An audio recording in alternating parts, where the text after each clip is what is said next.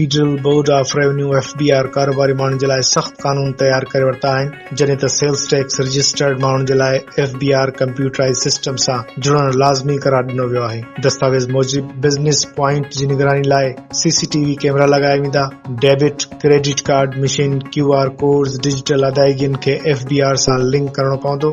शयुनि जी ऑनलाइन विक्रे जे लाइ website, software, mobile applications बि लिंक हूंदी। इंटीग्रेट शख़्स टैक्स ऑफिसर खे कारोबारी अहाते रिकॉर्ड ताईं पहुच ॾियण जो पाबंद हूंदो। इलेक्ट्रॉनिक सिस्टम सां छेड़छाड़ कंदड़नि खे ॾंड ऐं पाबंदियुनि खे मुंहुं ॾियणो पवंदो। इंटरनेट या बिजली जी बंदिश जी सूरत में इनवॉइस 24 कलाकनि जे अंदर अपलोड करण लाज़मी करार ॾिनो वियो आहे।